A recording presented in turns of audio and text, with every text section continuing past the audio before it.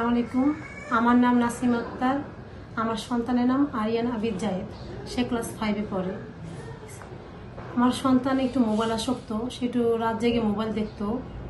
এর জন্য এই পরিত্রাণের জন্য আমি ডাক্তারের শরণাপন্ন হই। আমার পারিবারিকভাবে বাচ্চাদেরকে একটা শিশু বিশেষজ্ঞ ডাক্তারকে দেখাতাম। উনি আমাকে স্পেশালিভাবে সাজেস্ট করে ডক্টর জালালউদ্দিন সাহেবকে দেখানোর জন্য। উনি কোথায় জব করেন? উনি নিউরোসায়েন্স হসপিটালে আছে। তো ওনাকে আমরা যোগাযোগ করি, ওনার সাথে যোগাযোগ করার পর উনি আমাদেরকে 17 তারিখ শুক্রবার, জানুয়ারি মাসের 17 তারিখ শুক্রবার উনি আমার হাজব্যান্ড, আমি, আমার বাচ্চা সহ অনলাইনে দেখাই ওনাকে।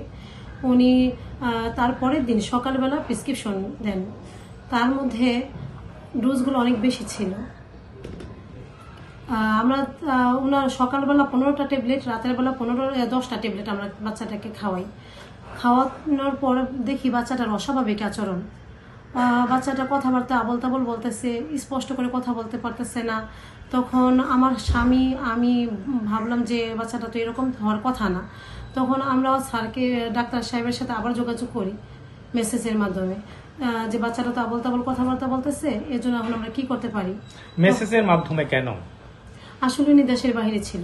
আপনারা ট্রিটমেন্টটা কি ফিজিক্যালি নিতে পারছিলেন নাকি ভার্চুয়ালি? না, আমরা আসলে ভার্চুয়ালি নিতে হয়েছিল, কারণ উনি দেশের বাইরে ছিল এই জন্য। আর প্রেসক্রিপশনটা উনি মেসেজের মাধ্যমে দিয়েছিল। তো আমরা বাচ্চাটাকে যখন রাতের বেলা ওষুধগুলো খাওয়ানোর পরে দেখি বাচ্চাটা স্বাভাবিক আচরণ না, একদম অস্বাভাবিক পাগলের মতো আচরণ করতেছে। তখন ওনাকে যখন আমরা জানাই, বিষয়টা অবগত ওনাকে করি, উনি আমাদেরকে আশ্বাস দেয় বাচ্চাটা ঠিক হয়ে যাবে, বাচ্চাটার কিছুই হবে না, আপনারা তাকে পর্যাপ্ত পরিমাণ খাবার দেন আর বিশ্রামে রাখুন। এই জন্য এগুলো সব টেক্স আমাদের কাছে আছে।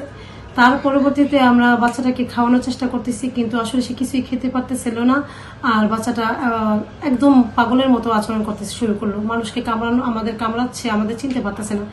খেয়াল করলাম ধীরে ধীরে তার স্মৃতিশক্তিটাও লোপ পেয়ে যাচ্ছে। তখন আমরা ডাক্তার সাহেবকে আবারও বললাম আমরা কি কোনো হাসপাতালে শরণাপন্ন হবো। উনি আমাদেরকে পুরোপুরি আশ্বস্ত করলো যে কিছুই হবে না বাচ্চাটার, আপনারা বাসায় থাকতে পারেন। তখন দেখি যে রাতও অনেক হয়ে যাচ্ছে। এই অবস্থায় আমরা আমরা হাজব্যান্ড ওয়াইফ বাচ্চাটাকে নিয়ে ইউনিভার্সাল হাসপাতালে গেলাম, যেটা আগে আয়শা মেমোরিয়াল হসপিটাল নামে ছিল। তখন ওনারা আমাকে বললো যে আমাদের এখানে তো তার এটা তো ড্রাগ এডিক্টেডের ব্যাপার, আমরা এই ট্রিটমেন্ট করতে পারবো না, আপনারা অন্য হসপিটালে যান। তো আমরা ঢাকা মেডিকেলে গেলাম। ওইখানে যাওয়ার পরে বাচ্চাটার তো অবস্থা একেবারে খারাপ হয়ে গেল, নিস্তেজ হয়ে গেছে। বাচ্চাটা যাকে পারতেছে তাকে কামড়াচ্ছে, আবার জুতা চাপতেছে, ধরে রাখা যাচ্ছে না, মারধর করতেছে মানুষদেরকে। তো ওইখানে অনেক ভিড়ের মাঝখানে নেওয়ার পরে তারা ডিসিশন দিল কি যে আপনারা স্টোমাক ওয়াশ করার জন্য। স্টোমাক ওয়াশ করাতে বাচ্চাটা অনেক কষ্ট হয়েছে, তার বাবা ভাই অনেক কান্নাকাটিতে একবারে ভেঙে পড়ছে। আমি সাহস করে অনেক কষ্টে বাচ্চাটাকে ওষুধটা যে আমি 3 দিন সজাগ ছিলাম, সেই 3 দিন আমার কিছুই মনে নেই। তারপরে আমি হসপিটালে যখন উঠি দেখি যে আমি হসপিটালে আমার ঘুম ভাঙে আবার। তারপর আমি বলি আমার আম্মুকে যে আমি হসপিটালে কেন, আমি তো বাসায় ছিলাম। তারপর বলি যে আমার স্বপ্নতে আমি ক্যানেলা লাগাইছি, এখন আমার তারপরে দেখি হাতে ক্যানেলার দাগ আছে। তারপরে বলি যে এখানে আমি কেন আছি। তারপরে বলে যে আমার ওই যে ডাক্তারের ওষুধের জন্য এরকম হয়েছে। তারপর আমি বলেছিলাম যে তা আমারও কেন ওষুধ খাওয়াইছিল তাহলে। তো আম্মু বলে এটা আমাদের ভুল হয়েছে, এখন ডাক্তারের উপরে ডাক্তারকে শাস্তি দেওয়ার জন্য চেষ্টা করতেছে।